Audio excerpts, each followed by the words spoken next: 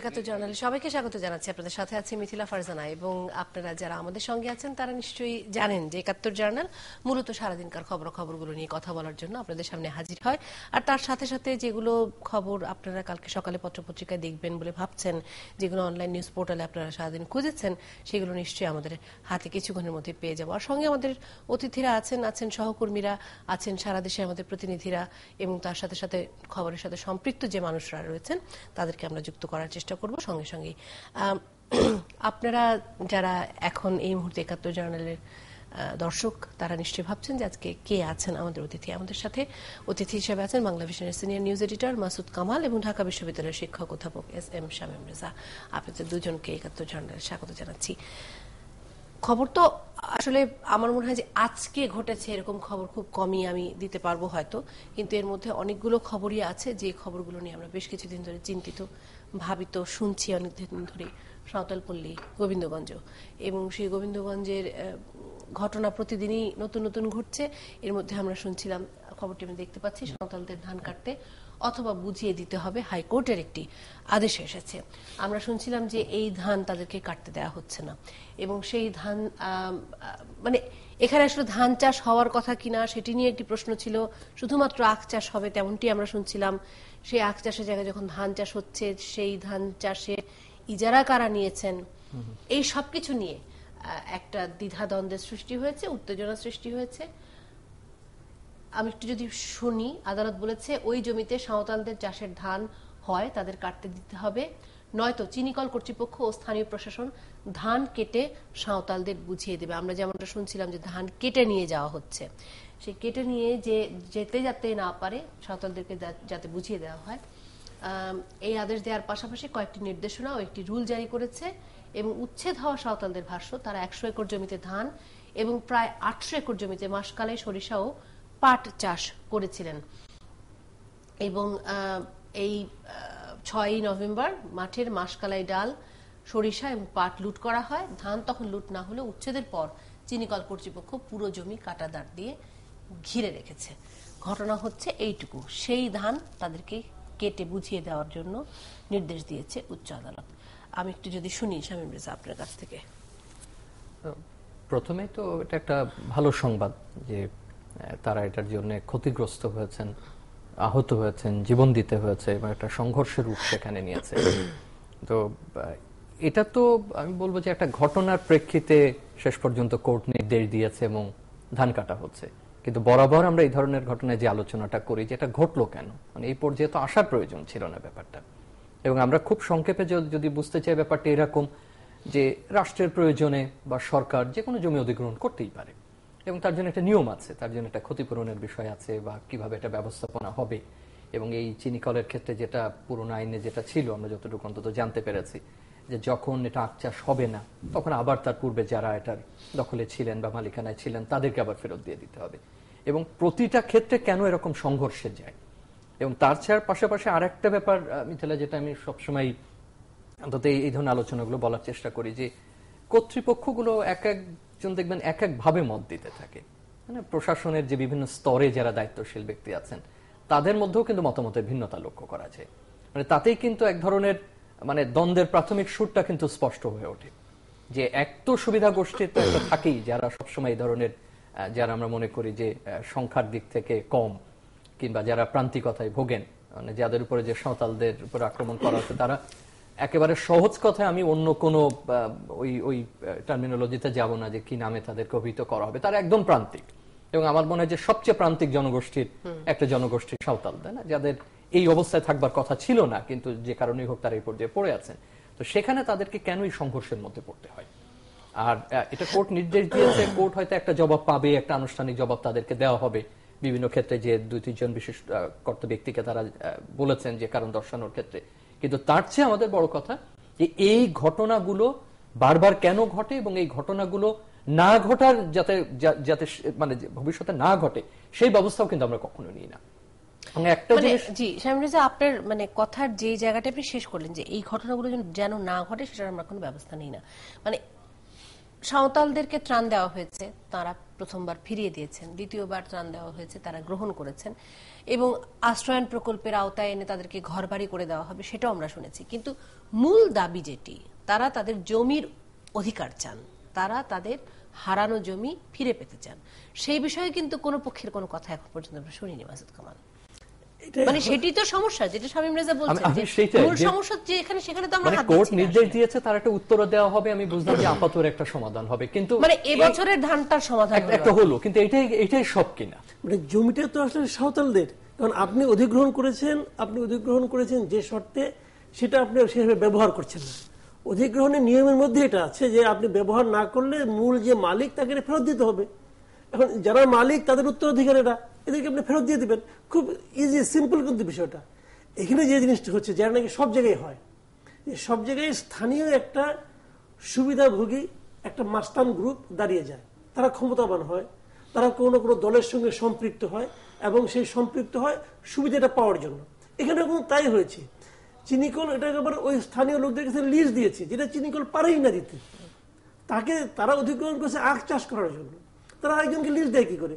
যারা লিজ দিয়েছে তারা পাওয়ারফুল, তাদের জন্য তাদের সঙ্গে প্রশাসনের সম্পর্ক ভালো, স্থানীয় প্রশাসনের সঙ্গে সম্পর্ক ভালো।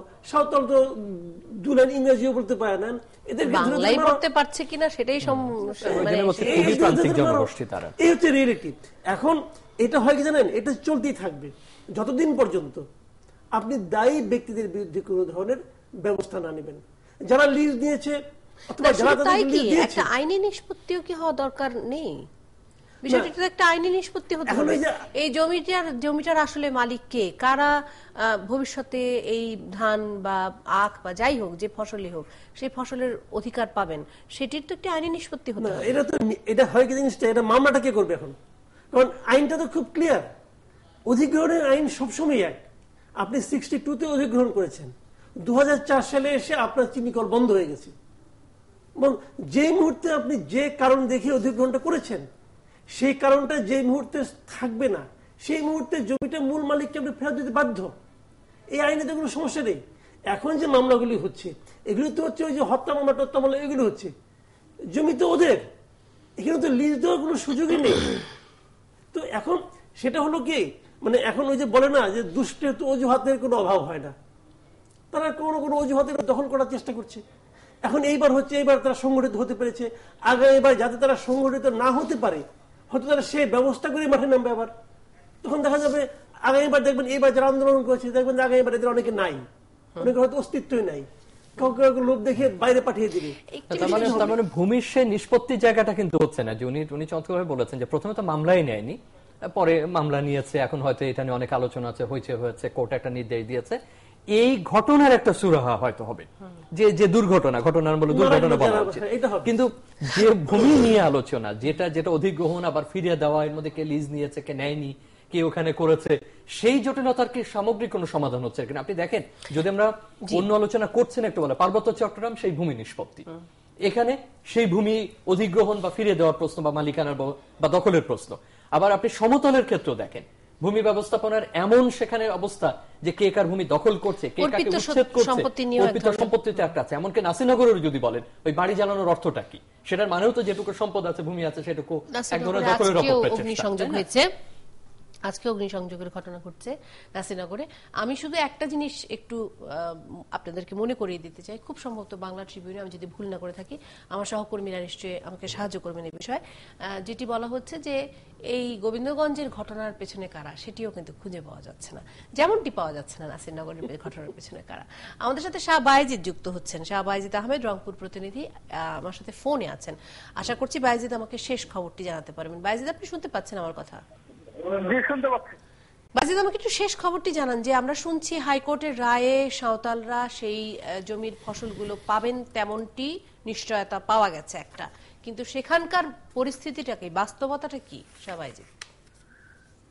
বাস্তবতা হলো যে সাঁওতালরা কিন্তু প্রথমের দিকে এই যে তারা কিন্তু সরকারি যে ত্রাণ সেটিও ফিরিয়ে দিয়েছিল, কিন্তু এই পরেই কিন্তু স্থানীয় প্রশাসন, উপজেলা নির্বাহী কর্মকর্তা এবং স্থানীয় যে এমপি রয়েছেন তাদের মধ্যস্থতায় আজকে বিকেলেও কিন্তু সাঁওতালদের সাথে তাদের একাধিকবার তাদের আনুষ্ঠানিক বৈঠক হয়েছে, সেখানে কিন্তু তারা সাঁওতালদের সাথে কথা বলেছেন। আর একটি বিষয় আজকে আপনি নিশ্চয়ই জানেন যে আলোচিত দুই সাঁওতাল তাদের কিন্তু আজকে জামিন দেওয়া হয়েছে। এর আগে তারা রংপুর মেডিকেল কলেজ হাসপাতাল থেকে পুলিশের হেফাজতে নেওয়ার পরে প্রাথমিকভাবে কিন্তু তারা কর্তৃপক্ষ তাদের চিকিৎসা চালিয়েছিল। একটি বিষয় যে তারা কিন্তু পুরোপুরি সুস্থ না হয়েই কিন্তু রংপুর মেডিকেল কলেজ হাসপাতাল থেকে ছাড়পত্র নিয়ে পুলিশ হেফাজতে তাদেরকে রাখা হয়েছিল। কারাগারে পাঠানো হয়েছিল গতকালকে তাদেরকে।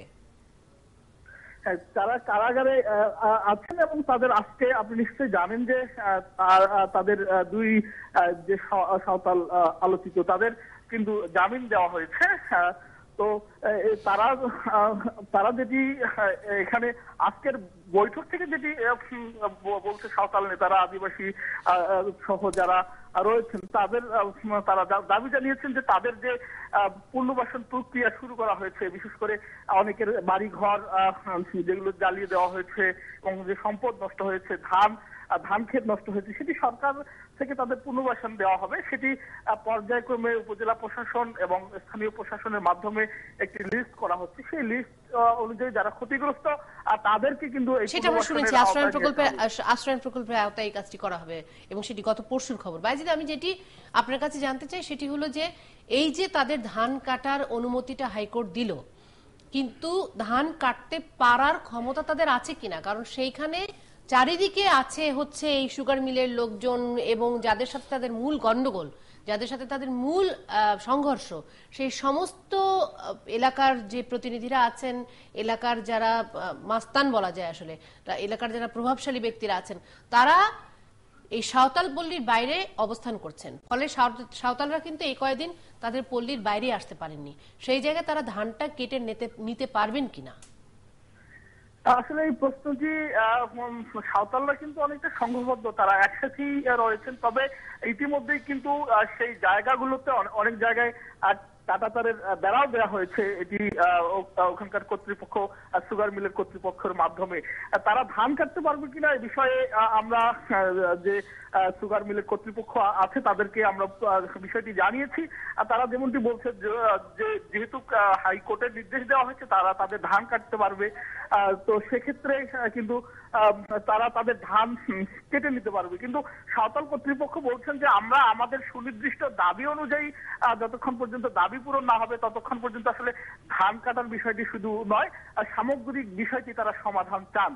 বুঝলা, এখানে আমি একটু জানতে চাচ্ছি, এই ধানগুলো বুনেছিল কে? সাঁওতালরাই। তাহলে আপনি দেখেন যখন তারা ধানগুলি বুনলো তখন কিন্তু কেউ বাধা দিল না। এখন আপনি আপনার জমিতে আমি ধান দিবেন, আমাকে ধান বুনতে দিলেন, যখন আমার কাটার সময় হলো তখন আপনার অধিকার জ্ঞান টনটনে হয়ে গেল। বাইজিদের কাছে আমি আরো একটা বিষয় আসলে জানতে চাচ্ছি, তারা এর নিষ্পত্তি চান, মানে নিষ্পত্তি না হলে কি করবেন? কারণ আমরা তো দেখলাম যে তাদের বাড়ি নেই, ঘর নেই, কিছুই নেই। নিষ্পত্তি না হলে কি করে তারা চাপ প্রয়োগ করবেন বলে ভাবছেন? তারা নিষ্পত্তির বিষয়টি তারা স্থানীয় প্রশাসন এবং সরকারের ঊর্ধ্বতন কর্মকর্তাদের হস্তক্ষেপ কামনা করছে। আপনি নিশ্চয়ই ইতিমধ্যে জেনেছেন যে সরকারের উচ্চ মহলে এটি তাদেরও সদিচ্ছা আছে যে এটি যৌক্তিক উপায়ে সমাধান করা হবে। তো তারা চাচ্ছেন যে মূলত জমির ধান না, জমির যে বাটোয়ারা, জমির যে তাদের অধিকার সেটি তারা চান। তো এই কারণেই মূলত তারা এই সামগ্রিকভাবে এই বিষয়টি নিয়ে আন্দোলনে আছেন এবং তারা কিন্তু অনেকটা ঐক্যবদ্ধ। আমি একটি বিষয় আপনাকে যোগ করে বলতে চাই যে আশেপাশে রংপুর বিভাগের আশেপাশে যে এলাকাগুলোতে সাঁওতালরা রয়েছেন তারাও কিন্তু তাদের কাছে আসতেছেন। গতকালকে একজন সাঁওতাল জি মারে, তার সাথে আমার কথা হয়েছে, তার বাড়ি কিন্তু দিনাজপুরে। সে এসেছেন বর্তমান যারা ক্ষতিগ্রস্ত সাঁওতাল তাদের পক্ষে হয়ে তিনি এসেছেন এবং আশেপাশে কিন্তু বিভিন্ন এলাকা থেকে সাঁওতালরা তাদের কাছে আসছেন এবং তারাও তাদের সাথে সংহতি প্রকাশ করছেন এবং তারা বলছেন যে আপনাদের যে ন্যায্য দাবি সেটি। অনেক ধন্যবাদ বায়েজিদ, বোঝা গেছে বিষয়টা। অনেক ধন্যবাদ বায়েজিদ আমাদের সাথে যুক্ত হওয়ার জন্য এবং আমাদেরকে তথ্য দিয়ে সাহায্য করার জন্য। আমাদের একটা বিরতির সময় হয়েছে, আমরা বিরতিটি নিয়ে ফেরত আসছি।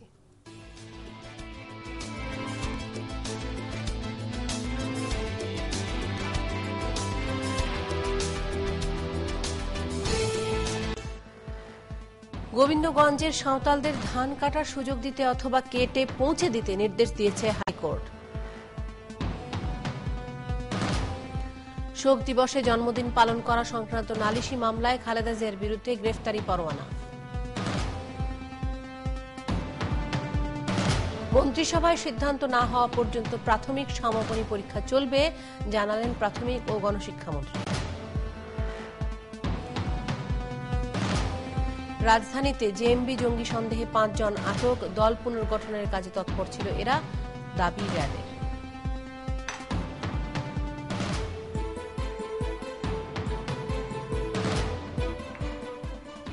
জার্নাল এবং আরো একবার স্বাগত জানাচ্ছি আপনাদের সবাইকে। আলাপ করছিলাম সাঁওতাল পল্লী গোবিন্দগঞ্জ নিয়ে। আমরা শিক্ষা নিয়ে অনেক আলাপে আজকে যাওয়ার একটা সমূহ সম্ভাবনা দেখতে পাচ্ছি। সম্ভাবনার মধ্যে একটি হচ্ছে 18টি বিশ্ববিদ্যালয়ের সনদ বাতিল হয়েছে, বিভিন্ন কারণে বাতিল হয়েছে। কোনোটায় উপাচার্য, উপ উপাচার্য, কোষাধ্যক্ষ নেই, কোনোটার যে শর্তগুলো পূরণ করে বিশ্ববিদ্যালয় করতে হবে সেই শর্তগুলো পূরণ করা হয়নি। 18টি বিশ্ববিদ্যালয় কিন্তু কম নয়। শামীম রেজা, কি বলবেন আপনি? 18টি বিশ্ববিদ্যালয় কম নয় শুধু না, এখনো অনেক রাষ্ট্র আছে যার 18টা বিশ্ববিদ্যালয় নেই। মানে আপনি যদি দক্ষিণ পূর্ব এশিয়ার বা আসিয়ানের নতুন দেশগুলো দেখেন যারা অন্য শাসনতন্ত্র থেকে বেরিয়ে আসছে, তাদের এতগুলো বিশ্ববিদ্যালয়ের সবার তৈরি হয়নি। আফ্রিকাতেও অনেকের নাই, মধ্যপ্রাচ্যে অনেকের নাই। এখন আমাদের বিশ্ববিদ্যালয়ের সংখ্যা অনেক, প্রয়োজনও ছিল প্রাইভেট বিশ্ববিদ্যালয়ের, কোনো দ্বিমত নেই ব্যাপারে। বিপুল পরিমাণ শিক্ষার্থী সব তো আর পাবলিক বিশ্ববিদ্যালয়ে তাদেরকে অন্তর্ভুক্ত করা সম্ভব না। এই বাস্তবতা থেকে এটা শুরু হয়েছিল। কিন্তু গত কয়েক বছর এটা নিয়ে দীর্ঘ আলোচনা, এবং আপনি জানেন ইউনিভার্সিটি গ্রান্টস কমিশন বিভিন্নভাবে তাদের যে পর্যবেক্ষণ পদ্ধতি আছে, তারা বিভিন্ন সময় সে রিপোর্টগুলো করে থাকেন যে তাদের চোখে পড়ে বা দেখে। মানে দুর্ভাগ্যজনকভাবে তার বাইরেও অনেক অনিয়ম চলে। আমি কিন্তু এই আলোচনার এই একটা বিষয় অন্তত স্পষ্ট করে রাখি যে আমরা কিন্তু নিয়ম মাফিক যারা চলছেন, যারা ভালো করছেন, মোটেই তাদেরকে নিয়ে আলোচনা করছি না। নিঃসন্দেহে আমি একজন শিক্ষক হিসেবে মনে করি যে অনেক অন্তত প্রথম সারির যে প্রাইভেট বিশ্ববিদ্যালয়গুলো আছে যারা খুবই ভালো করছেন, কোন কোন ক্ষেত্রে তারা পাবলিক বিশ্ববিদ্যালয়ের সমমানেও পৌঁছানোর একটা অবস্থানে চলে গেছেন। কোন কোন ক্ষেত্রে এমনও হয়েছে যে কিছু কিছু বিষয়ে তারা বরং ভালো করছেন অন্যান্য পুরনো বা প্রতিষ্ঠিত বিশ্ববিদ্যালয়গুলোর তুলনায়। কিন্তু যদি আমি বলি যে এখন প্রায় 80টার মতো বা এরকম যে বা তারও বেশি আছে, তার মধ্যে ফাংশনালি আছে বোধহয় 70টার উপরে, তো সেইগুলোর মধ্যে যদি কিছুদিন পর পর এই ধরনের তথ্য বেরিয়ে আসে, এটা কিন্তু খুবই ভীতিকর। কারণ প্রাইভেট বিশ্ববিদ্যালয়ের যে বাস্তবতা সেটা হলো এখন শুধুমাত্র উচ্চবিত্তের সন্তান সেখানে পড়েন না, প্রচুর মধ্যবিত্তের সন্তান সেখানে পড়েন। এমনকি নিম্ন মধ্যবিত্ত নামে হয়তো এখন আর ওই অর্থে কোনো ক্যাটেগরি নাই, কিন্তু তারপরেও অতটা সচ্ছল নন, ঠিক প্রাইভেট বিশ্ববিদ্যালয়ে পড়ানোর মতো অতটা আর্থিক সক্ষমতা নাই। তারপরে অভিভাবক কিন্তু চেষ্টা করেছেন তাকে তো পড়াতে হবে কোনো না কোনো জায়গায়। কারণ যে ঘটনাটা ঘটেছে, আপনার স্থানীয় যে কলেজগুলো ছিল, জেলা পর্যায়ের যে ডিগ্রি কলেজগুলো ছিল, গ্রাজুয়েট কলেজগুলো ছিল, আমরা সেইগুলোকে ক্ষমতায়িত না করে, সেগুলোর সক্ষমতা না বাড়িয়ে আমরা রাজধানী শহরের সব প্রাইভেট বিশ্ববিদ্যালয়গুলোকে জড়ো করেছি। একটা বড় ধরনের সমালোচনা আছে জনাব সাহেব। না, যে কারণে আমি কথাটা তুলছি যে সুতরাং সেখানে কিন্তু খুব সাধারণ পরিবারের সন্তানরা পড়েন। সেখানে যদি এরকম যে 18টা বিশ্ববিদ্যালয়ের সনদ বাতিল করতে হচ্ছে, সেটার ভয়াবহতা আপনি চিন্তা করেন যে সেখানে যারা যুক্ত ছিলেন, সেটা চাকরির সুবাদে হোক বা যারা পড়াশোনার সুবাদে হোক, তাদের ভবিষ্যৎটা কোথায় দাঁড়াবে। এবং যেটা মনিটরিং এর যে কথাটা গ্রান্টস কমিশন বারবার দাবি করেন যে তারা করছেন, কিন্তু আমরা যতটুকু বুঝি ইউনিভার্সিটি গ্রান্টস কমিশনের যে লোকবল বা তার যে অবস্থা, কিংবা তার যে আপনি যদি বলেন যে সাংগঠনিক যে আকার এবং তার যে সক্ষমতা, আমার তো মনে হয় না যে এই পরিমাণ পুলিশিং তার পক্ষে করা সম্ভব এই লোকবল নিয়ে বা এইগুলো নিয়ে। আমরা একটু এই প্রসঙ্গে যুক্ত করে নিতে চাই আমাদের সাথে যে আছেন অধ্যাপক আব্দুল মান্নান, চেয়ারম্যান বিশ্ববিদ্যালয় মঞ্জুরি কমিশন বা ইউজিসি। আশা করছি বড় পর্দায় তাকে আমরা দেখতে পাবো। অধ্যাপক আব্দুল মান্নান, আপনাকে স্বাগত জানাচ্ছি 71 জার্নালে।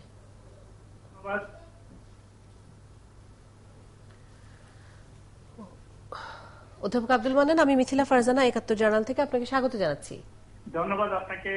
জি, আমরা তো যে আলোচনায় ছিলাম 18টি বিশ্ববিদ্যালয়ের এর মধ্যে সনদ বাতিলের জন্য সিদ্ধান্ত চলে এসেছে। 18টি বিশ্ববিদ্যালয়ে এতদিন ধরে কাজ করে গেল, মানে প্রশ্নটি বারবারই আসে প্রফেসর মান্নান, যে এতদিন তারা কাজটা করে গেল কি করে? জি, আসলে এই 18টি বিশ্ববিদ্যালয়ের সনদ না, 18টি বিশ্ববিদ্যালয় আমরা বিজ্ঞপ্তি আকারে জনস্বার্থে ছাত্র, অভিভাবক সকলকে জানিয়েছি। এই 18টি বিশ্ববিদ্যালয়ে মহামান্য রাষ্ট্রপতি তথা চ্যান্সেলর কর্তৃক নিয়োজিত কোনো উপাচার্য নাই। একজন উপাচার্য, উপ উপাচার্য এবং কোষাধ্যক্ষ মহামান্য চ্যান্সেলর 4 বছরের জন্য নিয়োগদান করেন। এখানে কোনো কন্টিনিউটি ক্লজ থাকে না। না থাকার ফলে 4 বছর মেয়াদ যখনই শেষ হবে, সেই ব্যক্তি যাকে তিনি নিয়োগ দিয়েছেন তিনি আর উপাচার্য থাকেন না। তো সাধারণত সার্টিফিকেটে, যেটি আমরা ছাত্রদের সনদ বলি, সেই সার্টিফিকেট, মূল সার্টিফিকেটে সই করেন উপাচার্য এবং কন্ট্রোলার অফ এক্সামিনেশন, পরীক্ষা নিয়ন্ত্রক। আর যেই মুহূর্তে উনি উপাচার্য থাকছেন না, তারপরে যদি তিনি সার্টিফিকেট সই করতে থাকেন, তাহলে সেটি গ্রহণযোগ্য হবে না, সেটি বৈধ হবে না, সেই কথাটা আমরা জানিয়েছি।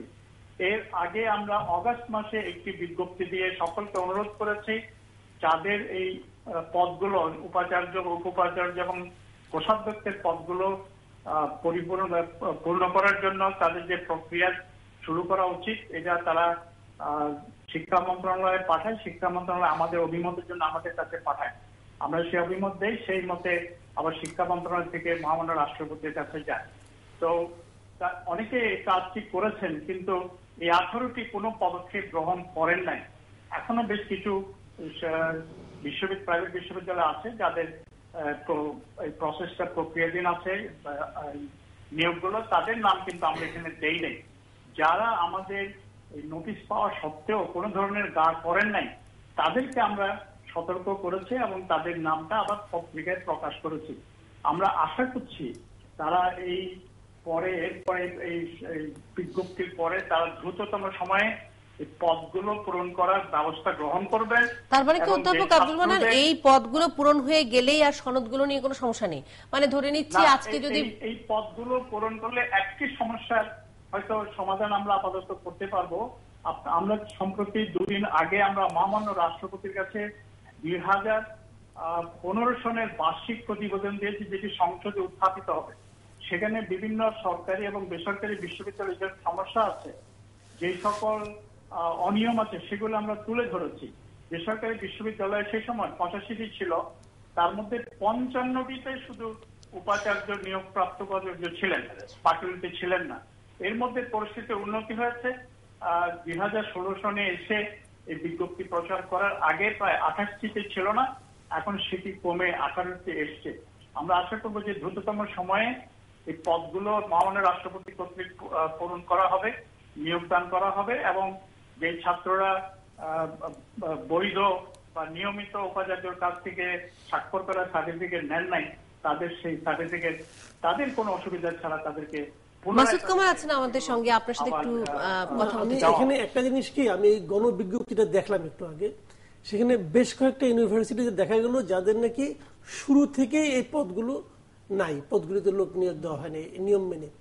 যেগুলোতে শুরু থেকেই নিয়োগ দেওয়া হয়নি সেগুলোতে আপনি এতদিন চলতে পারলো কেন? আর চলার পর স্টুডেন্টদের কি দোষ, তাদের কি অপরাধ? তারা তো আপনারা চলতে দিয়েছেন বলেই তারা ভর্তি হয়েছে।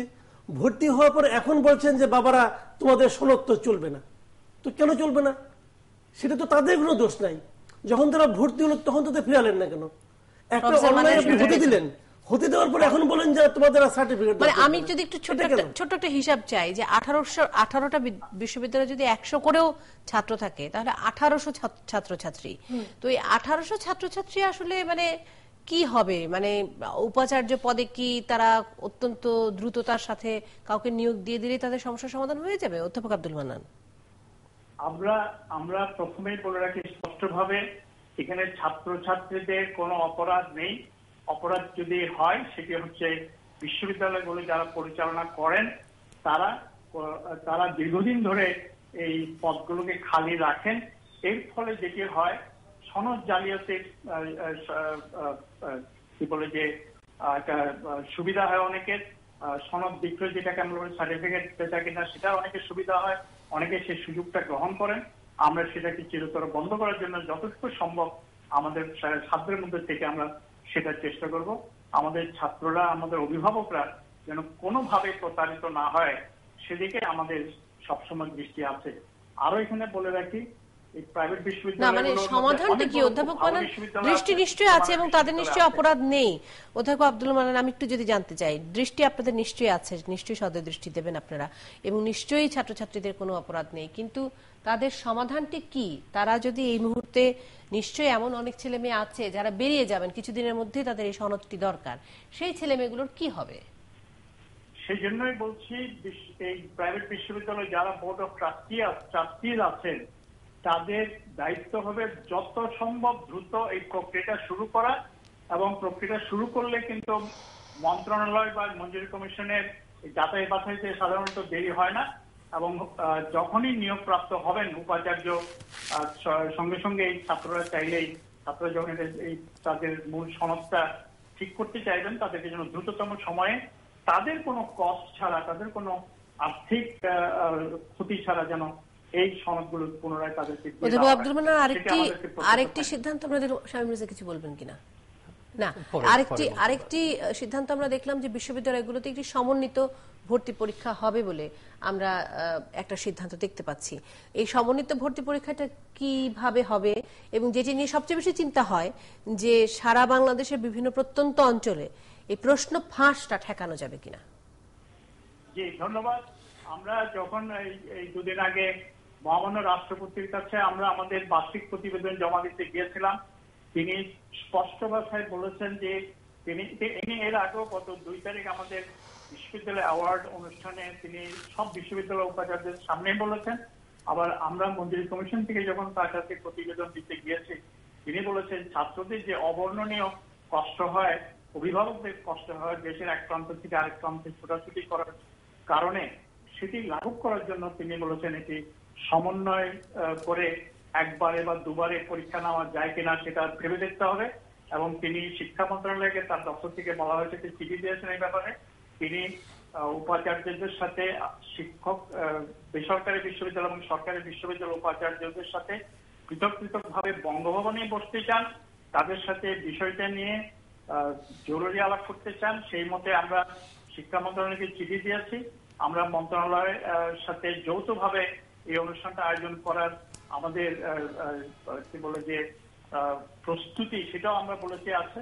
তো যেহেতু মহামান্য রাষ্ট্রপতি এটি তার ইচ্ছা বা অভিপ্রায় ব্যক্ত করেছেন, আমরা সেটা নির্দেশ হিসাবে ধরে নিচ্ছি। আমার মনে হয় অধ্যাপক আব্দুল মান্নানের কাছ থেকে আমরা স্পষ্ট হয়েছি। অনেক ধন্যবাদ জনাব অধ্যাপক আব্দুল মান্নান আমাদের সাথে যুক্ত হওয়ার জন্য এবং আমাদেরকে সময় দেওয়ার জন্য। আমি একটু আগে মাসুদ কামালের কাছ থেকে শুনতে চাই যে আপনি কি বুঝলেন। আমার কাছে পুরো জিনিসটাই না এত মানে হাস্যকর, মনে আমি হাস্যকর বলবো শব্দটা হাস্যকর এই কারণে, দেখেন অপরাধ করলো ইউনিভার্সিটি কর্তৃপক্ষ, তারা ভিসি নিয়োগ করলো না, কোষাধ্যক্ষ নিয়োগ করলো না, আর আপনি শাস্তি দিচ্ছেন হলো যারা সনদ পাচ্ছে তাদের। এটা কেমন কথা? আপনি বলতেন যে এটা যদি তুমি অতদিনের মধ্যে না করো তোমাকে এত টাকা জরিমানা করা হবে, আপনি বলতেন তোমাকে জেলে নেওয়া হবে। ভয়টা আপনি কাকে দেখাচ্ছেন? আপনি ভয় দেখাচ্ছেন ছাত্রদেরকে। তারা কি করবে? তারা তো কোনো অন্যায় করেনি। এই ইউনিভার্সিটি আমি বললাম তো, আপনি তালিকা দেখেন কমপক্ষে 18টার মধ্যে 10টা ইউনিভার্সিটি আছে যাদের শুরু থেকেই ছিল না। তো একটা ইউনিভার্সিটি শুরু থেকেই ভিসি নেই, শুরু থেকে কোষাধ্যক্ষ নেই, সেটাকে আপনি চলতে দিলেন কেন? চলতে দিয়ে এতদিন তার টাকা পয়সা যা কামাই নিচ্ছে, টাকা পয়সা কামানোর পর এখন আপনি বলতেছেন যে যারা সনদ দিয়েছ সনদ সব বাতিল। সনদ মানে স্টুডেন্টরা। তা আপনি এখানে বলির পাঠক বানালেন কাকে? মানে আসলে বিশ্ববিদ্যালয় কিছু ওনারা অনেক বড় মানুষ, অনেক বড় দায়িত্ব ওদের হাতে, কিন্তু শিক্ষাক্ষেত্রে যে নৈরাজ্য চলছে আমাদের এখানে, এবং খুবই দুঃখজনক হলো এই নৈরাজ্যগুলো এই বড় মানুষদের হয় গাফলতি অথবা ইচ্ছাকৃত আপনার দায়িত্বহীনতার কারণে এগুলো ঘটতেছে এখানে। হ্যাঁ, মানে শুরু থেকেই নেই অনেক। আপনি ওই বিজ্ঞাপনটা দেখেন, শুরু থেকেই নেই, এবং শুরু থেকে নেই সংখ্যাই বেশি। এতগুলো বিষয় এখানে জড়ানো, আমি যদি একটা একটা করে একটু বলার চেষ্টা করি। যেমন ধরুন আমি শুরুতেই প্রশংসা করছিলাম যে প্রাইভেট বিশ্ববিদ্যালয় বা পাবলিক বিশ্ববিদ্যালয় যারা ভালো করছেন তারা ভালো করছেনই, কিন্তু এই ভালোর বাইরেও একটা পার্থক্য দেখা যায়। সেটা হলো যে সাধারণত পুরনো বা সরকারি বিশ্ববিদ্যালয়গুলোতে একজন শিক্ষার্থী কিন্তু জানেন বিশ্ববিদ্যালয়ের প্রধান কাঠামোগুলো কি কি, যে তার একজন উপাচার্য থাকে, তার প্রোপাচার্য যেখানে পদ আছে, তার আপনার রেজিস্ট্রার থাকে, তার পরীক্ষা নিয়ন্ত্রক থাকে। আমি কথাটা এই জন্য মিথিলা বলছি যে আপনিও বড় বিশ্ববিদ্যালয়ের শিক্ষার্থী ছিলেন, আপনি যখন শিক্ষার্থী ছিলেন আপনি কিন্তু জানতেন যে পদগুলো অত্যন্ত গুরুত্বপূর্ণ বিশ্ববিদ্যালয়ে। আপনি কখনো মনেই করতেন না যে পদগুলো না থাকতে পারে কিংবা এই জায়গাতে কোন রকম জারিজুরি থাকতে পারে। যে বিশ্ববিদ্যালয়গুলোর কথা উঠেছে বা যাদের কথা ওঠেওনি, যারা প্রথম দিককার প্রাইভেট বিশ্ববিদ্যালয়গুলো বলেও নিজেদেরকে দাবি করেন, তাদের সব শিক্ষার্থীকে জানেন যে এই পদগুলোর গুরুত্বটা কি, বা তারা কি কখনো প্রশ্ন করবারও সুযোগ পান যে এখানে যিনি পরীক্ষা নিয়ন্ত্রক আছেন সেটা আসলে বৈধ কি অবৈধ, বা ওটা আছে কি না আছে। আমার প্রাথমিক ধারণা হলো যে এ সম্পর্কে তাদের ধারণাই নেই এবং এই সম্পর্কে তারা চিন্তাও করেন না। ক্ষতিগ্রস্ত হচ্ছে দিনের শেষে কিন্তু তারা। তাদের এখন সার্টিফিকেট আবার হালনাগাদ করতে হবে, ওটা সংশোধন করতে হবে, ওটা স্বাক্ষর ঠিক করতে হবে। এই বিশ্ববিদ্যালয়গুলো এতদিন ধরে চললো, কিন্তু সেটা কিভাবে একটা ব্যাচ বেরিয়ে যাচ্ছে বা একটা গ্রাজুয়েট ব্যাচ বেরিয়ে যাচ্ছে এবং সেখানে ওইভাবে যদি আমি ধরি দাপ্তরিক কথা অনুযায়ী যে সেখানে ঠিক নিয়োগ যার পাওয়ার কথা, কেউ একজন আছেন হয়তোবা কোনো না কোনো ভাবে তিনি একজন চালাচ্ছেন, অর্থাৎ তারটা বৈধভাবে অনুমোদিত হয়নি। এখানে আমার মনে হয় যে একটু দর্শক শ্রোতাদের জন্য এই জিনিসটা সংক্ষেপে বলা প্রয়োজন যে একটা সরকারি বা পাবলিক বিশ্ববিদ্যালয়ে উপাচার্য নিয়োগ হয়, তার একটা সর্বোচ্চ বডি আছে, তারা একটা প্যানেল দেন একটা নির্বাচনের মাধ্যমে, সেই প্যানেল আচার্য যিনি আছেন বিশ্ববিদ্যালয়ের বা চ্যান্সেলর আছেন তিনি একজনকে অ্যাপ্রুভ করেন বা তিনি একজনকে মনোনয়ন দেন। যদি কোনো কারণে তিনি না থাকেন বা কোনো কারণে তাকে সরে যেতে হয়, তাহলে তার পরবর্তীতে যেখানে প্রো ভাইস চ্যান্সেলর আছেন তাকে হয়তো ভারপ্রাপ্ত দেওয়া হয়। এইভাবে দায়িত্বগুলো বন্টন করা হয়। একই রকম ভাবে কোন বিশ্ববিদ্যালয় চাইলে সরকারি বিশ্ববিদ্যালয় সরকারও নিয়োগ দিয়ে বলতে পারে যে পরবর্তী আদেশ না দেওয়া পর্যন্ত। এখন প্রাইভেট বিশ্ববিদ্যালয়ের ক্ষেত্রে কিন্তু সেটা না। হ্যাঁ, এই প্রক্রিয়াটা নাম যাওয়ার মাঝে অনেকগুলো স্তর আছে, এই জিনিসটাও কিন্তু আলোচনা আনা প্রয়োজন। এখানে পাবলিক বিশ্ববিদ্যালয়ের মতন না যে কাঠামোটা খুব স্পষ্ট, অনেক দশক ধরে সেটা চলে যাচ্ছে, তারা জানে এটা বা আদৌ কিভাবে নিয়োগ হয় সেটা নিয়েও আমি ওই জন্য শুরুতে বলেছি যে পারি আমরা অনেক ওই জন্য শুরুতে বলেছি যে একজন সিনিয়র শিক্ষার্থীরও ভালো মতো ধারণা নেই যে পরীক্ষা নিয়ন্ত্রকের কাজ কি, তার বৈধতা অবৈধতার প্রশ্ন কি, উপাচার্য কেন তো গুরুত্বপূর্ণ, রেজিস্ট্রার কেন গুরুত্বপূর্ণ, এগুলো তারা হয়তো ধারণাতেও রাখেন না। আর প্রাইভেট বিশ্ববিদ্যালয়ে নিয়োগটা বেশ জটিল, এটা যায়, এটা শিক্ষা মন্ত্রণালয়ের ছাড়পত্র আছে, তার মাঝে আরো কিছু ক্লিয়ারেন্স আছে, সবশেষে এটা চূড়ান্ত যিনি চ্যান্সেলর আছেন তার অনুমোদন হয়ে আসে। এখন এখানে কিন্তু এই প্রশ্ন উঠতে পারে যে কতদিন ধরে ফাইলটা আছে। এমনও যদি দেখা যায় যে ফাইলটা গেছে এবং সেটা দীর্ঘদিন ধরে হয়তো অনুমোদন হয়ে আসছে না, ততক্ষণ কি করবে? এই বিশ্ববিদ্যালয়ের মধ্যবর্তীতে একটা অবস্থান পূরণ করতে হবে। এখন কোন শিক্ষার্থী ধরে নেই তিনি তৃতীয় বর্ষে, তার আর 1 বছর বাকি আছে, এই 1 বছরের চ্যান্সেলর নিয়োগ হলো না বা পরীক্ষা নিয়ন্ত্রক নিয়োগ হলো না বা রেজিস্ট্রার নিয়োগ হলো না, সেক্ষেত্রে অবস্থানটা কি হবে, মধ্যবর্তী অবস্থানটা কি হবে? তার মানে এখানেও কিন্তু ওই প্রশ্নটা থাকে যে যদি অনুমোদন হয়ে আসতে সময় লাগে তখন তো মাঝামাঝি কেউ থাকবেন, ভারপ্রাপ্ত কেউ একজন থাকবেন। এখানে আমি একটু একটা কথা বলি, আপনি বলেন আপনি যখন ব্যাংকে টাকা রাখতে চান, এই ব্যাংকটা কি ভালো ব্যাংক না খারাপ ব্যাংক, বাংলাদেশ ব্যাংকের তালিকায় এটা কি অবস্থা আছে এটা আপনি খবর নিতে যান। আপনি ভাবেন কি যতক্ষণ পর্যন্ত ব্যাংকটা এখানে চলতেছে ততক্ষণ পর্যন্ত বাংলাদেশ ব্যাংকের অনুমোদন আছে। যখন দেশে একটা ইউনিভার্সিটি চলে, আমি তো ধরেই নেব এটা সরকার এটা সবকিছু দেখে শুনে এটা চলার অনুমতি দিয়েছে, ইউজিসি এটাকে অনুমতি দিয়েছে। আমি সেখানে ভর্তি হলাম, 5 বছর কাটিয়ে দিলাম, 5 বছর সেখানে কোনো ভিসি একদিনের জন্য নিয়োগ করা হলো না, ইউজিসি চোখ বন্ধ করে থাকলো, হঠাৎ করে ইউজিসি ঘুম ভাঙলো এবং হুঙ্কার দিয়ে বসলেন যে তোমাদের সার্টিফিকেট কোনো কাজে লাগবে না। আমি ওই জন্য শুরুতে বললাম যে এই আলোচনা সমাধানটা নিয়েও আপনাদের কাছ থেকে শুনতে চাই। সমাধানটি যেটি বলা হলো, আমি বলছি আমার যেটা ধারণায় আসে তার আগে ওই জিনিসটা বলি যে না, যে সমাধানটি বলা হলো মানে ইউজিসি যে সমাধানটির কথা বারবার বলছে সেটি কি আদৌ কোনো সমাধান? প্রাইভেট ইউনিভার্সিটি কর্তৃপক্ষ দ্রুত নিয়োগ দিয়ে দেবেন, সেটি আশা করছি। 1 নম্বর কাজ হলো ওরা দায় রাখছে, 2 নম্বর কাজ হলো এখন ওই ইউনিভার্সিটিগুলো যাবে কিছু মাল পানি কামাবে, আর কিছু না। মানে আমি একটু আনুষ্ঠানিক কথা বলতে চাই এইভাবে যে যখন এই ধরনের ফাইলগুলো যায় কারণ নাম প্রস্তাবিত হয়ে, সেটা যদি বিলম্ব হয় কোনো কারণ, অনেক কেন বিলম্ব হতে পারে, হয়তো সেটা গ্রহণযোগ্য হয়নি, সেখানে কোনো ঘাটতি থাকতে পারে, কোনো শর্ত পূরণ করেনি, এরকম পরিস্থিতিতে কি করবে বিশ্ববিদ্যালয়টি? যদি তার সমস্ত শুভ ইচ্ছাও থাকে যে আমাকে তো চালাতে হবে, আমি এখন 2য় বর্ষে আছি বা 3য় বর্ষে আছি, আমার আর 1 বছর বাকি আছে সার্টিফিকেট পেতে বা সনদ পেতে, তখনও ফাইলটা আসেনি, তখন উপাচার্য নিয়োগ হয়নি বা ওটা বৈধভাবে স্বাক্ষরিত হয়নি, তখন তো একটা ব্যবস্থা নিশ্চয় থাকতে হবে। আর যে প্রশ্ন আপনারও শুরুতে করেছেন ব্যবস্থা আর কি বা ভারপ্রাপ্ত কিছু তো একটা থাকবে, সেক্ষেত্রে কিন্তু স্বাক্ষর দিলেই, যদি আমরা আইডিয়াল একটা সিচুয়েশন ধরি, ভারপ্রাপ্ত স্বাক্ষর দিলেই তো সেটা বাতিল হয়ে যায় না, কারণ যিনি ভারপ্রাপ্ত ছিলেন তিনি বৈধভাবে ভারপ্রাপ্ত ছিলেন।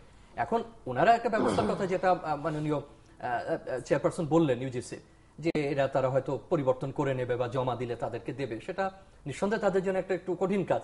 এটা জমা দেবে আবার সেটা পাবে, তাদের চাকরির ব্যাপার আছে। এটা যদি পাবলিক সার্ভিসে তারা ইন্টারেস্টেড হয়ে থাকে, ধরে নিন বিসিএস দেবে, সরকারি কোনো চাকরিতে তারা যাবে, তো তখন কি ওই সার্টিফিকেট মার্কশিট জমা দিয়ে আবার তারা করবে? এখন 18টি বিশ্ববিদ্যালয়ে তো শুধু 18টি নয়, যে দীর্ঘদিন ধরে এগুলো চলছে, কি করে মানে অনুমোদন হয়নি এরকম উপাচার্য সেখানে থাকতে পারেন, কিংবা এখানে এই ধরনের রেজিস্ট্রার থাকতে পারেন বা ট্রেজারার থাকতে পারেন, অথবা অন্যান্য যে সমস্ত পদগুলো আছে। আমি আলোচনার কথা উনি যেটা বললেন এটা সঠিক, যেটা শিক্ষার্থী দেখে না, কিন্তু পাবলিক বিশ্ববিদ্যালয় বা পুরনো বিশ্ববিদ্যালয়গুলোতে দীর্ঘদিনের কাঠামো তৈরি হতে এই প্রশ্ন করা লাগে না, কিন্তু জানে।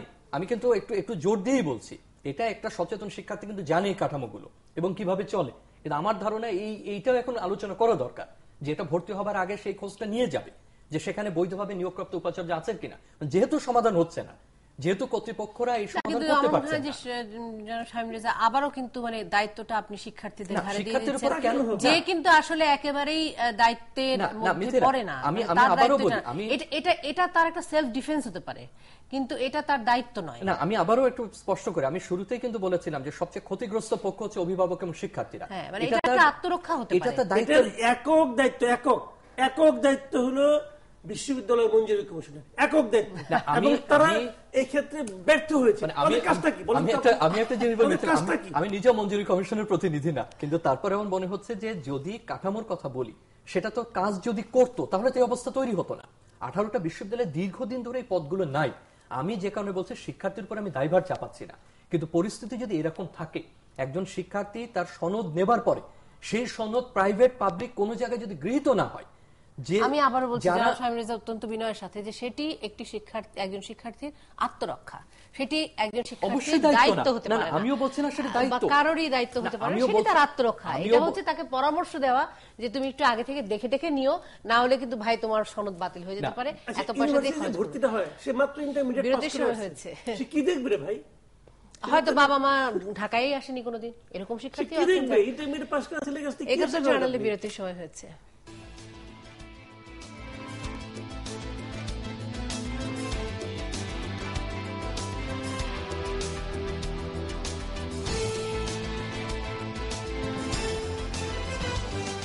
আরো একবার সবাইকে স্বাগত জানাচ্ছি। সঙ্গে আছে প্রথম আলোর প্রধান খবর, নারায়ণগঞ্জ সিটি নির্বাচনে অংশ নেবে বিএনপি। সেটা তো আসলে আমরা জানতামই, আজকে হয়তো আনুষ্ঠানিকভাবে আমরা শুনতে পাচ্ছি, এবং বিএনপির একজন শক্ত প্রতিদ্বন্দ্বী আছে সেটাও আমরা শুনতে পাচ্ছি অনেক সময়। সবার অংশগ্রহণে নির্বাচন চায় ইইউ পার্লামেন্ট, সামনে ইইউ পার্লামেন্টের নির্বাচন আছে। এবং রংপুরে ধাক্কা খেল বরিশাল, বিপিএল এর খবর, মার্কিন গোয়েন্দা প্রধানের পদত্যাগ, যুক্তরাষ্ট্রের গোয়েন্দা প্রধান জেমস ক্ল্যাপার পদত্যাগ করেছেন। আর আওয়ামী লীগের মনোনয়ন পেতে আইভির আবেদন। আমরা দেখেছি আওয়ামী লীগের পক্ষ থেকে, মানে সেখানে আওয়ামী লীগের একাংশের পক্ষ থেকে একটি নাম প্রস্তাব করা হয়েছে, সেটি অবশ্যই সেলিনা হায়াৎ আইভির নাম নয়, এবং সেলিনা হায়াৎ আইভি বলেছেন যে তিনি দলীয় মনোনয়ন ছাড়া এই নির্বাচন করবেন না। জ্বালানি তেলের দাম কমানো হবে অর্থমন্ত্রী, ভালো খবর, সরকারের মুখোশ উন্মোচিত হয়ে গেছে। সন্তু লারমা, পার্বত্য চট্টগ্রাম চুক্তি নিয়ে অনেক কথাই আছে। ছাত্রী আসন বেড়েছে 147টি, ছাত্রদের কমেছে 107টি জাহাঙ্গীরনগর বিশ্ববিদ্যালয় 2016-17 শিক্ষাবর্ষে, এবং 18টি বেসরকারি বিশ্ববিদ্যালয়ে বৈধ উপাচার্য নেই। এটি আমরা একটু আগে আলোচনা করছিলাম। জনকণ্ঠ দেখতে পাচ্ছি, হ্যাঁ, সবজি বিপ্লব উৎপাদনে নতুন রেকর্ডের পথে বাংলাদেশ, সবচেয়ে ব্যয়বহুল মহাসড়ক নির্মাণ শুরু। বাংলাদেশে $6,700 কোটি বাংলাদেশ দাবি করেছে জলবায়ু ক্ষতিগ্রস্ত দেশগুলোর অভিযোজন কার্যক্রমের জন্য। বাংলাদেশ 2020 সাল নাগাদ $6,700 কোটি দাবি করেছে। এই জলবায়ু পরিবর্তন নিয়ে অনেক রকমের কথাই আমরা শুনছি। বাংলাদেশ সবচেয়ে ক্ষতিগ্রস্ত দেশগুলোর মধ্যে একটি, কিন্তু সেখানে আসলে যে দেশগুলো এই জলবায়ু পরিবর্তনের জন্য দায়ী বলে উল্লেখ করি আমরা, তারা কতখানি তাদের দায়িত্বটা পালন করছেন সেটি নিয়ে প্রশ্ন কিন্তু আছে। শিল্প সাহিত্যের আলোয় দূর হবে সব অন্ধকার, এবং আমার যা মনে হচ্ছে ঢাকা লিট ফেস্ট বিষয়ে এই খবরটি, মেয়র থেকে ভোটে দাঁড়ানো যাবে না। প্রথমবারের মতো দলীয় ভিত্তিতে সিটি কর্পোরেশন নির্বাচনে মেয়র পদে থেকে কেউ নির্বাচনে অংশ নিতে পারবে না। মেয়র পদে থেকে সাধারণত নির্বাচনে অংশ নিতে আমরা দেখিও না। এমপি ইলেকশন করতে হলে সাধারণত মেয়র পদে যারা আছেন তারা খুব বেশি অংশ নেন সেরকমটি মনে পড়ছে না আমার। মাসুদ কুমার, মনে পড়ছে কিনা আপনার? রাজনৈতিক দলগুলো সাম্প্রদায়িকতাকে জিয়ে রাখে, এটি বলছেন হচ্ছে পুলিৎজার পুরস্কার বিজয়ী ভারতীয় বংশোদ্ভূত কবি বিজয়, বুঝতে পারছি না পুরো নামটা, আমি একটু নামটা না জানার জন্য দুঃখিত, দেখতে চাই নামটা, আসতে সময় লাগছে। ঠিক আছে, আমরা যেতে চাই বাংলা বিডি নিউজ 24.com। নারায়ণগঞ্জে ভোটে অংশ নেবে বিএনপি, ফের কমছে তেলের দাম, 18 বিশ্ববিদ্যালয় সনদ অবৈধ, প্রাথমিক অষ্টমে ঘোষণায় আটকে সাঁওতালদের ধান বুঝিয়ে দিতে হবে, গণতান্ত্রিক পদ্ধতিতে ইসি চায় ইইউ, এক্সকেভেটর চালালেন কাদের, এবং সামনের বাংলাদেশের নির্বাচন নিয়ে ইইউ এর এই বক্তব্য, এবং 2019-এর নির্বাচনে যদি হয়ে থাকে ইইউ এর বক্তব্য হচ্ছে সবার অংশগ্রহণে তারা এই নির্বাচন দেখতে চায়, মানে সব দলের অংশগ্রহণে, বাংলাদেশের সব দলের। এই মোটামুটি হলো খবর। এরপর রয়েছে সমকাল অনলাইন ভার্সন। সমকালের অনলাইন ভার্সন বলছে, আমি আরেকবার একটু দেখতে চাই, আসতে গিয়েও নাই হয়ে গেল, না সমকালের আর কোনো কিছু আমরা পাচ্ছি না মনে হয়। এই আছে মোটামুটি অনলাইন নিউজ পোর্টালগুলোর মধ্যে। আর যেগুলো আমাদের সামনে পত্রপত্রিকা হিসেবে উপস্থিত আছে তার মধ্যে দৈনিক জনকণ্ঠটি দেখতে পাচ্ছি। জনকণ্ঠের মোটামুটি অনলাইনে যা ছিল সেটি আমরা প্রথম পাতায় দেখছি। এরপর আছে ভোরের কাগজ, হলমার্ক কেলেঙ্কারি সুরাহা হয়নি 4.5 বছরেও, আত্মসাৎকৃত টাকার পুরোটা উদ্ধার অনিশ্চিত, মাত্র 524 কোটি টাকা আদায় ও সমন্বয়। এরপর রয়েছে যুগান্তর, সুষ্ঠু নির্বাচনে প্রয়োজন শক্তিশালী ইসি, সব যেটি বলছিলাম যে ইইউ এর প্রতিনিধি দল যেটি বলেছেন, এবং সেই সাঁওতালদের ধান কাটার সামনে কাস্তে হাতে নিয়ে সাঁওতাল রমণীরা অপেক্ষা করছেন। ঘরে ঘরে নবান্ন উৎসব হওয়ার কথা, উৎসব তো দূরের কথা, ধান ঘরে তুলতে পারছে না সাঁওতাল পরিবারগুলো, মাঠের পাশে কাস্তে হাতে অপেক্ষা করছে সাঁওতাল নারীরা। এবার নবান্ন আসেনি সাঁওতাল পল্লীতে। এরপর রয়েছে আমাদের অর্থনীতি, রাজনীতিতে ধর্মের ব্যবহার থাকলেও ডানপন্থার বিশ্ব ঢেউ বাংলাদেশেও লাগবে, বিশ্বব্যাপী ডানপন্থী ক্রম উত্থানে বিশিষ্টজনদের অভিমত, এবং মন্ত্রিসভায় সিদ্ধান্ত না হওয়া পর্যন্ত প্রাথমিক সমাপনী পরীক্ষা চলবে। এই খবরটিও খুব গুরুত্বপূর্ণ। আমি একটু আলোচনাতেই আসলে যেতে চাই। শামীম রেজা, আপনি কিছু যোগ করতে চাইছিলেন, বলছিলেন এই বিষয় নিয়ে। শিক্ষার্থীদের দায়িত্ব প্রসঙ্গে আমাদের যে আলোচনাটা আমরা একটু আগে করছিলাম, আমি এই কারণে কথাটি বলছি যে যেখানে কাঠামোগত পরিবর্তন করা যাচ্ছে না, একটা পর্যবেক্ষণ এখানে প্রতিষ্ঠা করা যাচ্ছে না, যে এত বড় একটা ফাঁক সেখানে তৈরি হয়েছে এবং যেটার কি সাংঘাতিক রকম ক্ষতিগ্রস্ত হচ্ছে শিক্ষার্থীরা, যে কারণে বলা হচ্ছে যে ভবিষ্যতে এই বিশ্ববিদ্যালয়গুলোতে যাবার আগে অন্তত তারা যদি এইটুকু খোঁজ নেন, তার মানে কিন্তু আমরা ইউজিসির দায়িত্বকে এড়িয়ে যাচ্ছি না। দরকার তারা একটা হেল্পলাইন চালু করুক যদি তাদের সংশয় থাকে তারা। কিন্তু একই সঙ্গে এও বলছি যে আমি যদি আমার স্নাতক পর্যায়ের একটা মধ্যবর্তী অবস্থানে এসে জানতে পারি যে বিশ্ববিদ্যালয় এখন উপাচার্য বৈধ নন, তখন আমার কি করবার থাকে? আমি তো মনে করি যে সমাধান হিসেবে এখন উচিত, যদি সনদগুলো স্বাক্ষরিত হয়ে থাকে এমন ব্যক্তিদের দ্বারা যারা ইউজিসির ভাষায় বৈধ নন, তাহলে তাদের ঠিকানায় পাঠিয়ে দেওয়া হোক এবং একটা প্রজ্ঞাপন জারি করা হোক যে এই বিশ্ববিদ্যালয়ে এই ছিল, যে সমস্ত তারা তো পরীক্ষা দিয়েই পাশ করে তো সনদ পেয়েছেন, তাহলে তাদের সে সনদ দিয়ে তারা পাবলিক প্রাইভেট সমস্ত চাকরিগুলোতে আবেদন করুক এবং পরবর্তীতে এটা প্রতিস্থাপন করে তাদেরকে পাঠিয়ে দেওয়া হোক। তারা কেন এটা খোঁজ নিতে আসবে? আর ওই কথাটা বলছি অতিরিক্ত একটা দায়িত্ব হিসেবে, আমরা যেহেতু রাতারাতি এটা পরিবর্তন করতে পারছি না। দেখেন, 3টা প্রতিষ্ঠানের কথা গত অনেক দিন ধরে কিন্তু আলোচিত হয়। একসময় আমাদের প্রত্যাশা ছিল যে উচ্চশিক্ষা কমিশন গঠনের একটা ব্যাপার, যেটা এত বড় হচ্ছে। যেমন অতি সম্প্রতি আমরা ভর্তি পরীক্ষা নিয়ে আলোচনা করছি, তারপরে এই পরিস্থিতি নিয়ে 2 দিন পর পর কিন্তু প্রাইভেট বিশ্ববিদ্যালয়ের এই কাঠামোগত প্রশাসনিক বিষয়গুলো আলোচনা উঠে আসছে। এই অবস্থায় উচ্চশিক্ষা কমিশনে খুব বেশি মনে হয় না আর এই মুহূর্তে আমরা আগ্রহী। তার মধ্যে আমরা অ্যাক্রেডিটেশন কাউন্সিলের কথা শুনলাম, সেটা কিন্তু আপাতত আবার আলোচনায় নাই। অ্যাক্রেডিটেশন কাউন্সিলটা কিভাবে বাস্তবায়িত হবে, তার একটা কাঠামো প্রদান করা হয়েছে, কিন্তু তার সঙ্গে ইউজিসির সম্পর্কটা কি হবে? ইউজিসি কি কেবলই একটা অনুদান নির্ভর বা মঞ্জুরি ভিত্তিক এরকম থাকবে, নাকি তার মনিটরিং মেকানিজমটা আরো স্ট্রং হবে? যদি তাকে স্ট্রং করতে হয়, এই কাঠামোয় আমি আবারও বলি, বিদ্যমান কাঠামোয় এই লোকবল, এই সামর্থ্য নিয়ে 85টা বিশ্ববিদ্যালয়ের উপর পর্যবেক্ষণ করা সম্ভব না। এবং এটা শুধুমাত্র পর্যবেক্ষণ না, এটা যে পর্যায়ে গেছে এটা গভীর অনুসন্ধানের ব্যাপার। কারোর এই পদগুলো নাই, কারোর লোক নাই। আমরা এমনও টেলিভিশন রিপোর্ট দেখেছি যে ইউজিসির চেয়ারম্যান সহ তার লোকবল গিয়ে দেখছেন সেখানে কিছুই নাই, কোনো লোক নাই, তার ক্যাম্পাসের খবর নাই, তার ক্লাসরুমের খবর নাই। তো যে কারণে বলা হচ্ছে শিক্ষার্থী বিনিয়োগ করবার আগে, সেখানে যাবার আগে এখন কি করা যাবে, যেহেতু পরিস্থিতি এরকম, অন্তত ওইটুকু খোঁজ নিয়ে যাক। কিন্তু একই সঙ্গে আমি মনে করি এই উচ্চশিক্ষা কমিশনের যে আলোচনা ছিল, কিংবা অ্যাক্রেডিটেশন কাউন্সিলের যে কথা সম্প্রতি উঠেছে, এবং ইউজিসির যে সক্ষমতার কথা বলছি, লোকবলের কথা বলছি, বা এই পর্যবেক্ষণ চালাতে গেলে তার যে সক্ষমতা দরকার, এটা আমার মনে হয় যে সামগ্রিকভাবে একটা আলোচনা প্রয়োজন। এবং সমন্বিত ভর্তি পরীক্ষা নিয়ে কিছু বলবেন? এবং তার আগে বলে, একটা সালিশি প্রতিষ্ঠান নাই আমাদের। শিক্ষার্থী যদি সংক্ষুব্ধ হন, তার যদি কোনো আপত্তি থাকে, সে কোথায় যাবে? না, কিন্তু সেই দায়িত্বটা কিন্তু ইউজিসিরই পালন করবার কথা ছিল। এটা কিন্তু পাবলিকেরও না, এই কথাটা আমরা অনেকবার বলেছি। বানানো হয়েছে ওই কারণে। হ্যাঁ, সালিসির একটা জায়গা থাকার কথা ছিল। যখন কোনো নিয়ম বহির্ভূত কাজ করবে, নিয়ম বহির্ভূত কাজে জড়িয়ে যাবে, বিশ্ববিদ্যালয়গুলোকে শাস্তি দেওয়ার জন্যই তো ইউজিসিকে বানানো হয়েছে। ইউজিসি কি করছেন? আমি এই প্রসঙ্গটি একটু শেষ করতে চাই। আইনগত কিছু সীমাবদ্ধতা আছে, সেটাই। কিন্তু সমন্বিত ভর্তি পরীক্ষা নিয়ে একটু কথা বলতে চাই। সমন্বিত ভর্তি পরীক্ষা অনেকদিনকার দাবি ছিল, বিশেষ করে ডক্টর মোহাম্মদ জাফর ইকবাল অনেকবার এই আন্দোলন করেছিলেন যে সমন্বিত ভর্তি পরীক্ষা সারা বাংলাদেশে একসাথে যাতে বিশ্ববিদ্যালয়গুলো পরীক্ষার মুখোমুখি করা হয় ছাত্রদেরকে, তাতে করে দুটো কাজ হবে। একটা হচ্ছে ছাত্রদের পয়সা বাঁচবে, কারণ বিভিন্ন জায়গায় গিয়ে গিয়ে যে পরীক্ষা দেওয়া হয় এটা অত্যন্ত ব্যয়বহুল। আর দ্বিতীয় আরেকটি কারণ ব্যাপার হচ্ছে যে একই ছাত্র বুয়েটেও চান্স পায়, সে আবার বিশ্ববিদ্যালয়ে পরীক্ষা দেয়, সে আবার মেডিকেলে পরীক্ষা দেয়, তিনটা জায়গায় সিট সে দখল করে রেখে বসে থাকে। সেই জায়গাটায় এক ধরনের সমন্বয় হয়তো সাধন করা সম্ভব। এটা করতে পারলে আমার তো মনে হয় যেটা খুবই ভালো হবে। এই কারণে যে মনে করেন সেই একদম রংপুরের একটা ছেলে, তাকে ঢাকায় আসতে হচ্ছে, কেন আসতে হবে? এটা তো তার জন্য তো পরিশ্রম ব্যাপার। আবার ঢাকায় আসলো, পরীক্ষাটা দিয়ে এসে আবার ছুটলো রাজশাহীতে, আবার ছুটলো চিটাগাঙ্গে, কোনটায় চান্স পাবে সে কিন্তু জানে না। এই যে ছোটাছুটিটা, একটা ইউনিভার্সিটিতে যে ভর্তি হতে আসে তার বয়স কত রে ভাই? 18-19 বছর বয়স একটা ছেলে, এবং যদি মেয়ে হয় তাহলে আরো যন্ত্রণা তার জন্য। কোথায় এসে ঢাকায় থাকবে, কার বাসায় থাকবে, খুবই।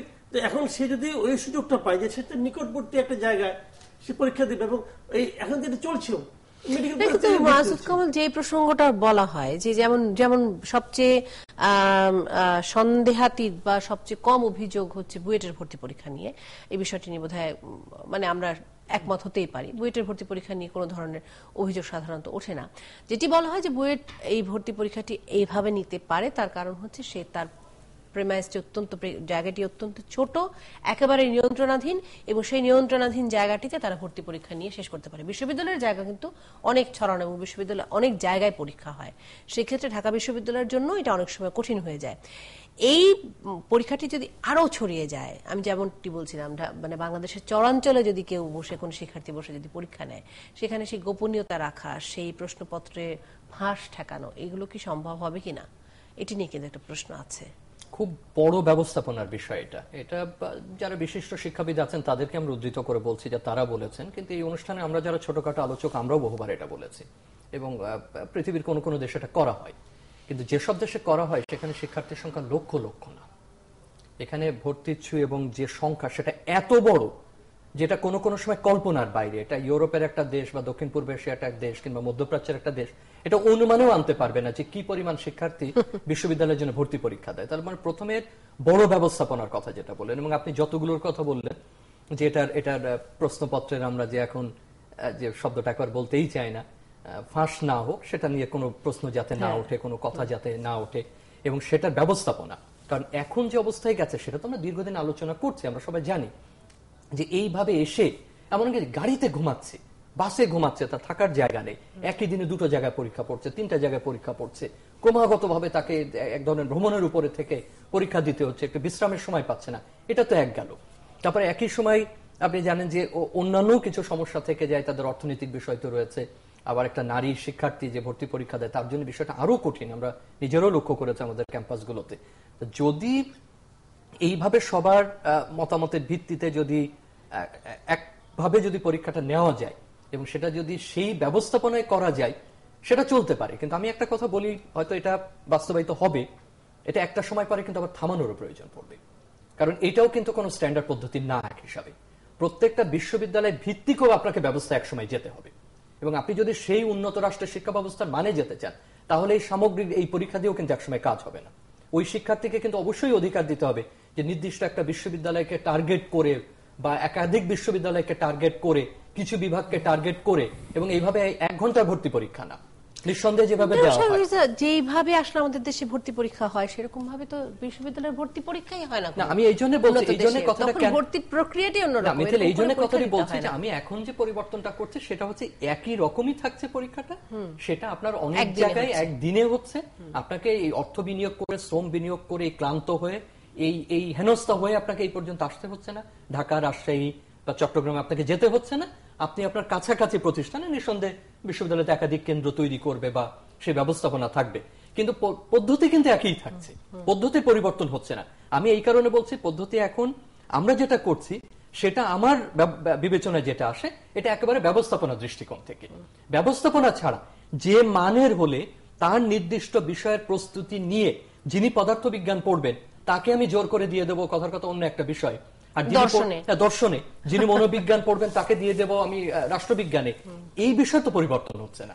সুতরাং সেগুলো পরিবর্তন করতে গেলে এটা একটা সময় আবারও সেই সেগমেন্টে ফিরে আনতে হবে, নির্দিষ্ট জায়গা বা গ্রুপ অফ ইউনিভার্সিটিকে সে টার্গেট করে হয়তো তার স্কুল বা কলেজ থেকে নম্বর নেওয়া হবে বা স্ট্যান্ডার্ড কোনো টেস্ট থাকবে। ঠিক সেটা বলছিলাম, যেভাবে অন্যান্য উন্নত বিষয়ে বিশ্ববিদ্যালয়গুলো ভর্তি করে বিভিন্ন লেখার উপর লেখা চাওয়া হয়, তাকে অনলাইনে বিভিন্ন ধরনের প্রশ্নের উত্তর দিতে হয়। উন্নত দেশগুলো নেন তার হয়তো হাই স্কুল থেকে একটা নম্বর নেওয়া হচ্ছে, একটা স্ট্যান্ডার্ড টেস্ট আছে সেখান থেকে নেওয়া হচ্ছে, তাকে কিছু লিখতে বলা হচ্ছে, সেই অনুযায়ী চিন্তা ভাবনার প্রতিফলন। সুতরাং আবারও বলি এটা ব্যবস্থাপনা দৃষ্টিকোণ থেকে তাদের জীবন সহজ করার জন্য করছি, কিন্তু আমি কিন্তু ওই বিষয়ের সঙ্গে একমত নই যে তাতে ভর্তি পরীক্ষার কোনো পরিবর্তন হচ্ছে গুণগত।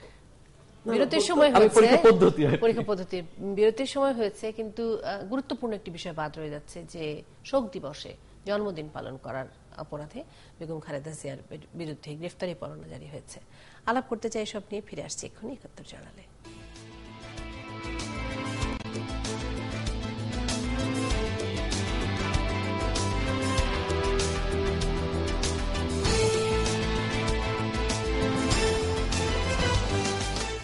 এবং আরেকবার স্বাগত জানাচ্ছি। জনাব মাসুদ কামাল, যেটি আলাপ করতে চাই যে এর আগেও বেগম খালেদা জিয়ার বিরুদ্ধে গ্রেফতারি পরোয়ানা জারি হয়েছিল, কিন্তু সেটি কোন এক কারণে পৌঁছয়নি তার কাছে। এবারও দেখছি আমরা গ্রেফতারি পরোয়ানা জারি হয়েছে এবং এবারের অপরাধ হচ্ছে শোক দিবসে কেক কেটে জন্মদিন উদযাপন করা। এবার কি পরোয়ানা পৌঁছবে বলে মনে করছেন? আসলে এই পরোয়ানা বিষয়টাকে না আসলে একটু আমার কাছে যেন কোনো ফানি মনে হয়। এখানে কয়েকটা বিষয়। এক নম্বর হলো যে শোক দিবসে তার জন্মদিন, এই দিন তার জন্মদিন হওয়া উচিত কিনা এটা একটা বিষয় হতে পারে, এটা সঠিক জন্মদিন কিনা এটাও একটা বিষয় হতে পারে, আবার জন্মদিন হলে সেদিন কেক কাটা ঠিক কিনা এটাও একটা বিষয় হতে পারে। এইগুলি নিয়ে একজন সাংবাদিক তার বিরুদ্ধে মামলা করেছেন, সেই মামলায় আদালত তাকে জবাব দিতে বলেছেন। উনি সশরীরে যে জবাব দেননি, যেহেতু আদালত জবাব পাননি অতএব আদালত ওনার বিরুদ্ধে গ্রেফতারি পরোয়ানা জারি করেছেন। জবাব দেওয়ার জন্য না গেলে তো গ্রেফতারি পর আদালত জবাবটা জানতে চাইবে যে আপনার বক্তব্যটা কি। এখানে কতগুলি এই বিষয়গুলি সবগুলি বিষয় না, সব মিলিয়ে সামগ্রিক পরিস্থিতিটাকে যেন কেমন আমার কাছে মনে হয় যে হালকা করে তুলে। দেখেন আমাদের না, কোনটা হালকা? 15ই আগস্টের জন্মদিন পালনটা হালকা, নাকি জন্মদিন পালনের ফলে এই প্রতিক্রিয়াটা হালকা, নাকি মামলাটা হালকা? মানে কোনটা? নাকি মিথ্যা জন্মদিনটা হালকা? জন্মদিন তো মিথ্যা হতে পারে। জন্মদিন কার মিথ্যা? আমার দুটা জন্মদিন, আমার একটা জন্মদিন অরিজিনাল, একটা জন্মদিন সার্টিফিকেটে। এখন এটা একটা আতঙ্কের ব্যাপার। এখন আবার ভিন্ন একটা আমার সার্টিফিকেটে যে জন্মদিনটা ওটা আমার অরিজিনাল জন্মদিন নয়। আবার আমার যে অরিজিনাল জন্মদিন ওটা আমার 14ই আগস্ট, একদিন আগে বেঁচে গেছি, তাহলে তো আমি আবার কেক কাটতে পারতাম না 15 তারিখে হলে। এখন মানে আপনি কি মনে করছেন যে 15 তারিখে হলে যদি কারো জন্মদিন হয় সেই মানে এবং সেটি যদি হয় বাংলাদেশের একসময়কার প্রধানমন্ত্রী, বিরোধী দলীয় নেত্রী, তিনি কেক কাটছেন, সুতরাং কেক কাটতেই পারেন, আপনি কি সেই বিষয়টা একমত? না, এখানে আমি বলি আপনাকে, যদি ওনার জন্মদিনের মৌলিকত্ব নিয়ে প্রশ্নটা না থাকতো, যে ওনার আসলেই 15 তারিখে জন্মদিন, যদি এই প্রশ্নটা না উঠতো তাহলে কিন্তু আমারও মনে হয় যে 15 তারিখে কেক কাটা নিয়ে এতটা ঝামেলা হতো না। তাই কি জনাব মাসুদ কামাল? মানে আমি বরং প্রশ্নটি আপনাকে এইভাবে করি যে আমি ধরেই নিচ্ছি যে জন্মদিনটি তার 15ই আগস্টে, আমি ধরে নিচ্ছি। আমার প্রশ্নটি হলো এরকম যে প্রথম কথা, বাংলাদেশের কোনো রাজনৈতিক ব্যক্তিত্বই কিন্তু জন্মদিন কেক কেটে পালন করেন না, আমরা যদি এই পর্যন্ত দেখি। একমাত্র বেগম খালেদা জিয়া যিনি কেক কেটে জন্মদিন উৎসব পালন করেন বড় করে, এছাড়া কেউ না। এমনকি হুসেইন মোহাম্মদ এরশাদ তিনিও না। আমরা শুধু একটি জন্মদিন 90তম, দুঃখিত 85তম জন্মদিন দেখেছি ওনার বড় করে করা হয়েছে, তাছাড়া কেক কেটে জন্মদিন কিন্তু তিনিও করেন না। একমাত্র ব্যক্তি যিনি বেগম খালেদা জিয়া, তিনি কেক কেটে জন্মদিন পালন করেন। আমার প্রশ্নটি যেটি জায়গা যে ধরে নিচ্ছি সেটি একটি সত্য জন্মদিন এবং সেটি একটি বাস্তবোচিত জন্মদিন। এখন যিনি বাংলাদেশের প্রধানমন্ত্রী ছিলেন, যিনি বাংলাদেশের বিরোধী দলীয় নেত্রী, যিনি বাংলাদেশের মাঠের বিরোধী দলীয় নেত্রী, এবং এমন একজন ব্যক্তিত্ব, তার হাজার হাজার অনুসারী আছেন, ভোটার আছেন, এরকম একটি দিনে যেই বিএনপি বাংলাদেশের মুক্তিযুদ্ধকে নিয়ে কোনো দ্বিমত প্রকাশ করে না, শহীদকে নিয়ে কোনো দ্বিমত প্রকাশ করে না, বঙ্গবন্ধুর ভূমিকা নিয়ে কোনো দ্বিমত প্রকাশ করে না, তার মৃত্যু দিনে এই জন্মদিন পালনটা কি আপনি নীতিগতভাবে খুব শোভন মনে করেন কিনা? আমি এটা নিয়ে হইচই করাটা অশোভন মনে করি। কোনটাকে নিয়ে? এই জন্মদিন কেন পালন হলো, এই যে মামলা মোকদ্দমা, এটাকে অশোভন। আপনি দেখেন 25শে মার্চ এটা কালো রাত্রি না? আমাদের ওই দিন কত লোক মারা গিয়েছে। ভয়ঙ্কর একটা দুঃস্বপ্নের দিন ছিল আমাদের 25শে মার্চ 71-এর। 25শে মার্চ, সেই 25শে মার্চের দিনে যদি বাংলাদেশের কোনো বিশেষ রাজনৈতিক ব্যক্তি কেক কেটে জন্মদিন পালন করে, সেটিকে কি আপনার খুব শোভন মনে হবে? না, আমার শোভন মনে হবে না, কিন্তু এটা নিয়ে হইচই করাটা আমার অশোভন মনে হবে। যে করবে যে ওই জন্মদিন পালন করবে, সে সবার কাছে একভাবে চিহ্নিত হবে। কিন্তু যখন ওটা আমি হইচই শুরু করে দেবো, আমি তার বিরুদ্ধে মামলা করতে যাব, তখন আমার কাছে অশোভন মনে হবে। যাই হোক, একটু শামীম রেজার বক্তব্য শুনি। আমি মামলা নিয়ে খুব মন্তব্য করতে পারবো না। এটা না নালিশি মামলা ছিল, এবং উনি কিছুটা বলেছেন যে উনি হয়তো হাজিরা দেননি বা ব্যাখ্যা দেননি, এবং প্রক্রিয়াগতভাবে গ্রেপ্তারি পরোয়ানা জারি করা হয়েছে। এখন কি প্রক্রিয়া আছে সেটা করবেন হয়তো তারা আইনজীবী, বা গ্রেপ্তারি পরোয়ানা পৌঁছানোর ব্যাপারে, সেটা আইনের মতো চলুক। আমার অবস্থান হলো যে এটা মোটেই শোভন না। এই কারণে শোভন না, আমি একটু ঘুরিয়ে বলি। ওই যে হইচই করা নাকি? আমি হইচই শব্দটি বলবো না, আমি এইভাবে বলছি যে আমি একটু ঘুরিয়ে বলি। রাষ্ট্রে তো খুব সংবেদনশীল, আমরা সবকিছু সরাসরি বলা যায় না। আপনি ওই পশ্চিমে দুই রকম কথা আছে না, যে আপনার ব্যক্তিগত গোপনীয়তা রক্ষার অধিকার। তো প্রায় দেখা যায় একটা শব্দ বলা হয় যে পাবলিক ফিগার, যে সেক্ষেত্রে পিপলের রাইট টু নো থাকে, যে যেহেতু তুমি পাবলিক ফিগার, তোমার কারণে এখানে অনেক জননীতির উপর প্রভাব পড়ে, মানুষের উপর প্রভাব পড়ে, সমাজের উপর প্রভাব পড়ে, অথবা আমি যা ইচ্ছা তাই করবো, বলবো যে আমার রাইট টু প্রাইভেসি আছে, এটা চলবে না। উনার এমনি জন্মদিন একাধিকটা ঘোষণা করা হয়েছে, সেটাই স্বাভাবিক না। উনি রাষ্ট্রের প্রধানমন্ত্রী ছিলেন, একাধিকবার বিরোধী দলের নেতা ছিলেন, একটা বড় রাজনৈতিক দলের প্রধান, তার তো অবশ্যই একটা জন্মদিন থাকবে। সেটা অফিসিয়ালি যেভাবে আমরা রেকর্ডেড করি সেটাই থাকবে। সেটার ব্যত্যয় ঘটেছে, সেটা নিয়েও আমাদের হয়তো বা দরকার নেই এত আলোচনার। কিন্তু উনি নিঃসন্দেহে পাবলিক ফিগার, এবং উনি আমাদের মতো যেন তেন পাবলিক ফিগার না। উনি প্রাক্তন প্রধানমন্ত্রী।